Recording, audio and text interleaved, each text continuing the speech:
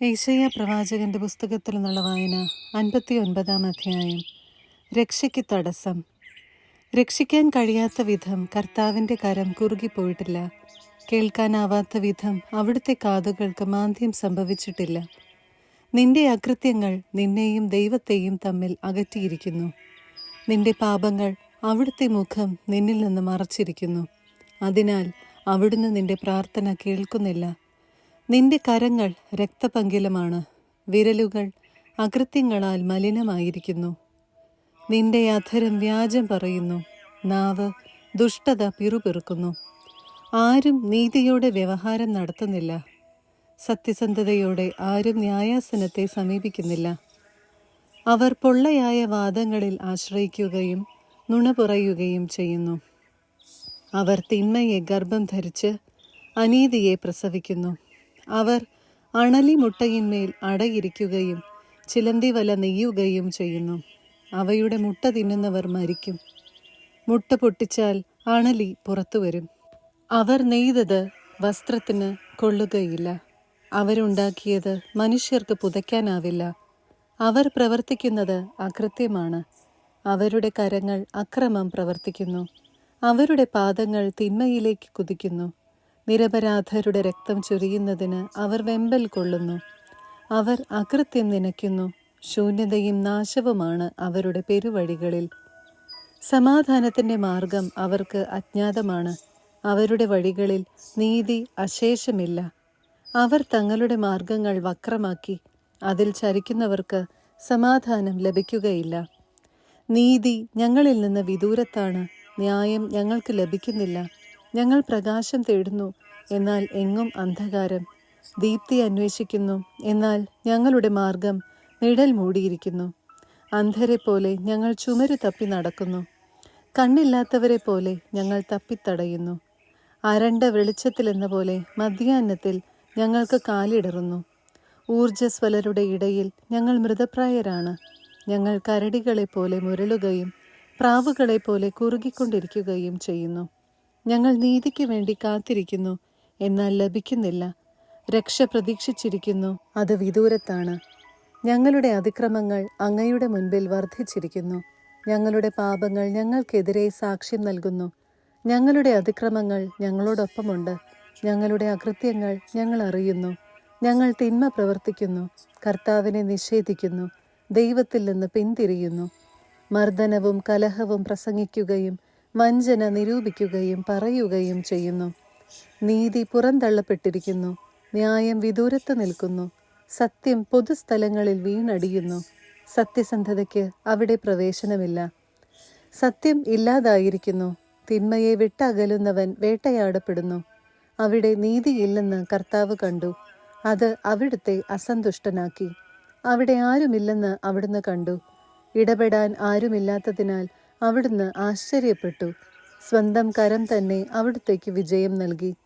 സ്വന്തം നീതിയിൽ അവിടുന്ന് ആശ്രയിച്ചു.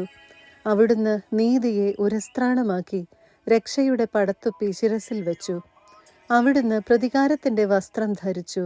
ക്രോധമാകുന്ന മേലങ്കി അണിഞ്ഞു. പ്രവൃത്തികൾക്കനുസൃതമായി കർത്താവ് അവർക്ക് പ്രതിഫലം നൽകും. എതിരാളികൾക്ക് ക്രോധവും ശത്രുക്കൾക്ക് പ്രതികാരവും ലഭിക്കും. തീരദേശങ്ങളോട് അവിടുന്ന് പ്രതികാരം ചെയ്യും. പടിഞ്ഞാറുള്ളവർ കർത്താവിൻ്റെ നാമത്തെയും കിഴക്കുനിന്നുള്ളവർ അവിടുത്തെ മഹത്വത്തെയും ഭയപ്പെടും. കർത്താവിൻ്റെ കാറ്റിൽ തള്ളി അലച്ചു വരുന്ന പ്രവാഹം പോലെ അവിടുന്ന് വരും. കർത്താവ് അരുളി ചെയ്യുന്നു, സിയോനിലേക്ക്, തിന്മകളിൽ നിന്ന് പിന്തിരിഞ്ഞ യാക്കോബിൻ്റെ സന്തതികളുടെ അടുക്കലേക്ക് കർത്താവ് രക്ഷകനായി വരും. കർത്താവ് അരുളി ചെയ്യുന്നു, ഞാൻ അവരുമായി ചെയ്യുന്ന ഉടമ്പടി ഇതാണ്. നിന്റെ മേലുള്ള എൻ്റെ ആത്മാവും നിന്റെ അധരങ്ങളിൽ ഞാൻ നിക്ഷേപിച്ച വചനങ്ങളും നിന്റെയോ നിന്റെ സന്താനങ്ങളുടെയോ അവരുടെ സന്താനങ്ങളുടെയോ അധരങ്ങളിൽ നിന്ന് ഇനി ഒരിക്കലും അകന്നു പോവുകയില്ല. കർത്താവാണ് ഇത് അരുളി ചെയ്യുന്നത്. 60-ാം അധ്യായം. ജെറുസലേമിൻ്റെ ഭാവി മഹത്വം. ഉണർന്ന് പ്രശോഭിക്കുക, നിന്റെ പ്രകാശം വന്നു ചേർന്നിരിക്കുന്നു. കർത്താവിൻ്റെ മഹത്വം നിന്റെ മേൽ ഉദിച്ചിരിക്കുന്നു. അന്ധകാരം ഭൂമിയെയും കൂരിരുട്ട് ജനതകളെയും മൂടും. എന്നാൽ കർത്താവ് നിന്റെ മേൽ ഉദിക്കുകയും അവിടുത്തെ മഹത്വം നിന്നിൽ ദൃശ്യമാവുകയും ചെയ്യും. ജനതകൾ നിന്റെ പ്രകാശത്തിലേക്കും രാജാക്കന്മാർ നിന്റെ ഉദയശോഭയിലേക്കും വരും. കണ്ണുകൾ ഉയർത്തി ചുറ്റും നോക്കിക്കാണുക. അവർ ഒരുമിച്ച് കൂടി നിന്റെ അടുത്തേക്ക് വരുന്നു. നിന്റെ പുത്രന്മാർ ദൂരെ നിന്ന് വരും, പുത്രിമാർ കരങ്ങളിൽ സംവഹിക്കപ്പെടും. ഇതെല്ലാം ദർശിച്ച് നീ തേജസ്വിനിയാകും. സമുദ്രത്തിലെ സമ്പത്ത് നിന്റെ അടുക്കൽ കൊണ്ടുവരികയും ജനതകളുടെ ധനം നിനക്ക് ലഭിക്കുകയും ചെയ്യുമ്പോൾ നിന്റെ ഹൃദയം ആനന്ദപുളകിതമാകും. ഒട്ടകങ്ങളുടെ ഒരു പറ്റം, മിദിയാനിലെയും ഏഫായിലെയും ഒട്ടകക്കൂറ്റന്മാരുടെ കൂട്ടം നിന്നെ മറയ്ക്കും. ഷേബായിൽ നിന്നുള്ളവരും വരും. അവർ സ്വർണവും സുഗന്ധദ്രവ്യങ്ങളും കൊണ്ടുവരികയും കർത്താവിൻ്റെ കീർത്തനം ആലപിക്കുകയും ചെയ്യും. കേദാറിലെ ആട്ടിൻപറ്റങ്ങളെ നിന്റെ അടുക്കൽ കൊണ്ടുവരും. നെബായോത്തിലെ മുട്ടാടുകളെ നിനക്ക് ലഭിക്കും. സ്വീകാര്യമാം വിധം അവ എൻ്റെ ബലിപീഠത്തിൽ വരും. എൻ്റെ ശ്രേഷ്ഠമായ ആലയത്തെ ഞാൻ മഹത്വപ്പെടുത്തും. മേഘത്തെപ്പോലെയും കിളിവാതിലിലേക്ക് വരുന്ന പ്രാവുകളെപ്പോലെയും പറക്കുന്ന ഇവർ ആരാണ്? തീരദേശങ്ങൾ എന്നെ കാത്തിരിക്കും. ദൈവമായ കർത്താവിൻ്റെ നാമത്തിനും ഇസ്രായേലിൻ്റെ പരിശുദ്ധനും വേണ്ടി വിദൂരത്ത് നിന്ന് നിന്റെ പുത്രന്മാരെ അവരുടെ സ്വർണവും വെള്ളിയും സഹിതം കൊണ്ടുവരുന്നതിന് താർശീഷിലെ കപ്പലുകൾ മുൻപന്തിയിലുണ്ട്. അവിടുന്ന് നിന്നെ മഹത്വപ്പെടുത്തിയിരിക്കുന്നു. വിദേശികൾ നിന്റെ മതിലുകൾ പണിതുയർത്തും.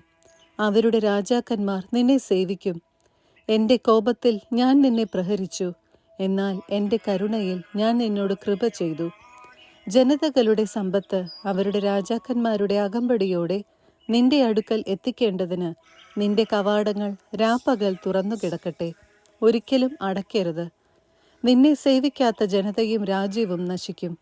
ആ ജനതകൾ നിർമാർജനം ചെയ്യപ്പെടും. എൻ്റെ വിശുദ്ധ സ്ഥലം അലങ്കരിക്കാൻ ലെബനോന്റെ മഹത്വമായ സരളവൃക്ഷവും പുന്നയും ദേവദാരുവും നിന്റെ അടുക്കലെത്തും. എൻ്റെ പാദപീഠം ഞാൻ മഹത്വപൂർണമാക്കും. നിന്നെ പീഡിപ്പിച്ചവരുടെ പുത്രർ നിന്റെ അടുക്കൽ വന്ന് താണുവണങ്ങും. നിന്നെ നിന്ദിച്ചവർ നിന്റെ പാദത്തിൽ പ്രണമിക്കും.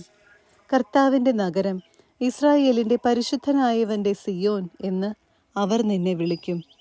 ആരും കടന്നു പോകാത്ത വിധം പരിത്യക്തയും വെറുക്കപ്പെട്ടവളുമായിരുന്നു നീ. ഞാൻ നിന്നെ എന്നേക്കും പ്രൗഢിയുറ്റവളും തലമുറകൾക്ക് ആനന്ദവും ആക്കും. നീ ജനതകളുടെ പാല് കുടിക്കും, രാജാക്കന്മാരുടെ ഐശ്വര്യം നുകരും. കർത്താവായ ഞാനാണ് നിന്റെ രക്ഷകനെന്നും യാക്കോബിൻ്റെ ശക്തനായവനാണ് നിന്റെ വിമോചകനെന്നും നീ അറിയും. ഓടിന് പകരം സ്വർണവും ഇരുമ്പിന് പകരം വെള്ളിയും തടിക്ക് പകരം ഓടും കല്ലിന് പകരം ഇരുമ്പും ഞാൻ കൊണ്ടുവരും. സമാധാനത്തെ നിന്റെ മേൽനോട്ടക്കാരും നീതിയെ നിന്റെ അധിപതികളും ആക്കും.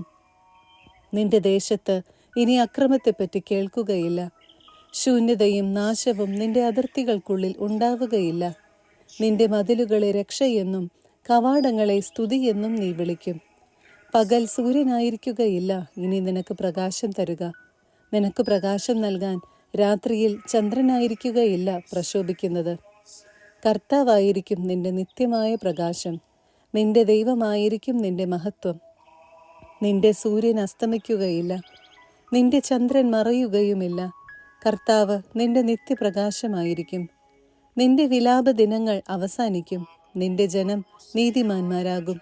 ഞാൻ മഹത്വപ്പെടേണ്ടതിന് ഞാൻ നട്ട മുളയും എൻ്റെ കരവേലയുമായ ദേശത്തെ എന്നേക്കുമായി അവർ കൈവശപ്പെടുത്തും. ഏറ്റവും നിസ്സാരനായവൻ ഒരു വംശവും ഏറ്റവും ചെറിയവൻ ശക്തിയുള്ള ജനതയുമാകും. ഞാനാണ് കർത്താവ്. യഥാകാലം ഞാൻ ഇത് ത്വരിതമാക്കും. 61-ാം അധ്യായം. വിമോചനത്തിൻ്റെ സദ്വാർത്ത. ദൈവമായ കർത്താവിൻ്റെ ആത്മാവ് എൻ്റെ മേലുണ്ട്. പീഡിതരെ സദ്വാർത്ത അറിയിക്കുന്നതിന് അവിടുന്ന് എന്നെ അഭിഷേകം ചെയ്തിരിക്കുന്നു.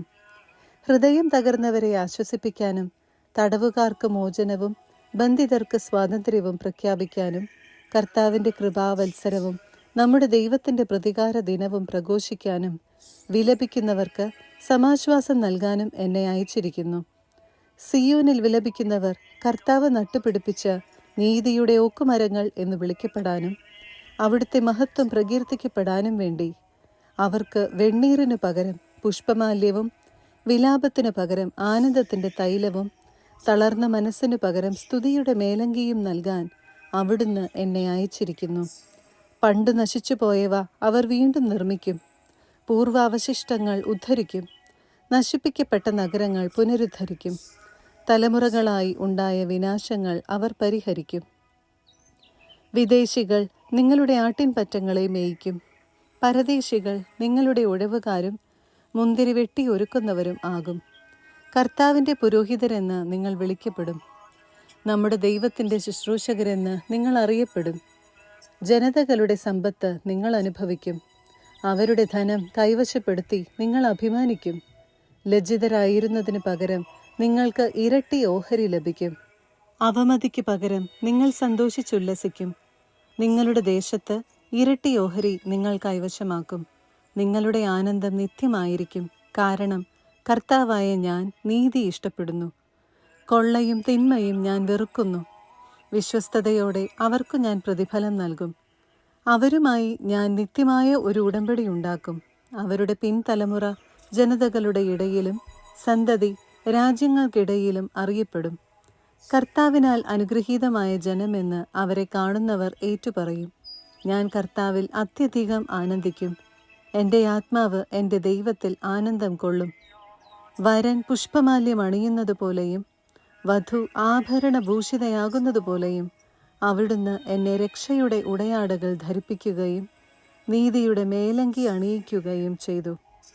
മണ്ണിൽ മുള പൊട്ടി വരുന്നതുപോലെയും തോട്ടത്തിൽ വിത്ത് മുളയ്ക്കുന്നതുപോലെയും ജനതകളുടെ മുൻപിൽ നീതിയും സ്തുതിയും ഉയർന്നു വരാൻ കർത്താവ് ഇടയാക്കും. 62-ാം അധ്യായം. സിയോന്റെ ന്യായം പ്രഭാതം പോലെയും ജെറുസലേമിൻ്റെ രക്ഷ ജ്വലിക്കുന്ന പന്തം പോലെയും പ്രകാശിക്കുന്നതുവരെ അവളെ പ്രതി ഞാൻ നിഷ്ക്രിയനോ നിശബ്ദനോ ആയിരിക്കുകയില്ല. ജനതകൾ നിന്റെ നീതീകരണവും രാജാക്കന്മാർ നിന്റെ മഹത്വവും ദർശിക്കും. കർത്താവ് വിളിക്കുന്ന ഒരു പുതിയ പേരിൽ നീ അറിയപ്പെടും. കർത്താവിൻ്റെ കയ്യിൽ നീ മനോഹരമായ ഒരു കിരീടമായിരിക്കും. നിന്റെ ദൈവത്തിൻ്റെ കരങ്ങളിൽ ഒരു രാജകീയ മകുടവും. പരിത്യക്ത എന്ന നീയോ വിജനം എന്ന് നിന്റെ ദേശമോ ഇനിമേൽ പറയപ്പെടുകയില്ല. എൻ്റെ സന്തോഷം എന്ന് നീയും വിവാഹിത എന്ന് നിന്റെ ദേശവും വിളിക്കപ്പെടും. എന്തെന്നാൽ കർത്താവ് നിന്നിൽ ആനന്ദം കൊള്ളുന്നു. നിന്റെ ദേശം വിവാഹിതയാകും. യുവാവ് കന്യകയെ എന്ന പോലെ നിന്റെ പുനരുദ്ധാരകൻ നിന്നെ വിവാഹം ചെയ്യും. മണവാളൻ മണവാട്ടിയിൽ എന്ന പോലെ നിന്റെ ദൈവം നിന്നിൽ സന്തോഷിക്കും. ജെറുസലേമേ, നിന്റെ മതിലുകളിൽ ഞാൻ കാവൽക്കാരെ നിർത്തിയിരിക്കുന്നു. അവർ ഒരിക്കലും രാത്രിയോ പകലോ നിശബ്ദരായിരിക്കുകയില്ല. അവളുടെ ഓർമ്മ കർത്താവിൽ ഉണർത്തുന്നവരെ, നിങ്ങൾ വിശ്രമിക്കരുത്. ജെറുസലേമിനെ സ്ഥാപിക്കുകയും അവളെ ഭൂമിയിൽ പ്രശംസാപാത്രമാക്കുകയും ചെയ്യുന്നതുവരെ അവിടുത്തേക്ക് വിശ്രമം നൽകുകയും അരുത്. തൻ്റെ വലത്തുകൈ ബലിഷ്ഠമായ ഭുജം ഉയർത്തി കർത്താവ് സത്യം ചെയ്തിരിക്കുന്നു. ഇനി നിന്റെ ധാന്യങ്ങൾ നിന്റെ ശത്രുക്കൾക്ക് ഭക്ഷണമായി ഞാൻ നൽകുകയില്ല. നീ അധ്വാനിച്ചുണ്ടാക്കിയ വീഞ്ഞ് വിദേശികൾ കുടിക്കുകയില്ല. സംഭരിക്കുന്നവർ തന്നെ അത് ഭക്ഷിച്ച് കർത്താവിനെ സ്തുതിക്കും. ശേഖരിക്കുന്നവർ തന്നെ അത് എൻ്റെ വിശുദ്ധ അങ്കണത്തിൽ വെച്ച് പാനം ചെയ്യും. കടന്നു പോകുവിൻ, കവാടങ്ങളിലൂടെ കടന്നു ചെന്ന് ജനത്തിന് വഴിയൊരുക്കുവിൻ. പണിയുവിൻ, കല്ലുകൾ നീക്കി രാജപാത പണിയുവിൻ. ഒരു അടയാളം ഉയർത്തുവിൻ, ജനതകൾ അറിയട്ടെ. ഭൂമിയുടെ അതിർത്തികൾ വരെ കർത്താവ് പ്രഘോഷിക്കുന്നു. സിയോൻ പുത്രിയോട് പറയുക, ഇതാ നിന്റെ രക്ഷ വരുന്നു. ഇതാ അവിടുത്തെ പ്രതിഫലം അവിടുത്തോടു കൂടെ, സമ്മാനം അവിടുത്തെ മുൻപിലും. കർത്താവിനാൽ രക്ഷിക്കപ്പെട്ട വിശുദ്ധ ജനമെന്ന് അവർ വിളിക്കപ്പെടും. അന്വേഷിക്കപ്പെടുന്നവൾ, അപരിത്യക്ത നഗരം എന്ന് നീ വിളിക്കപ്പെടും.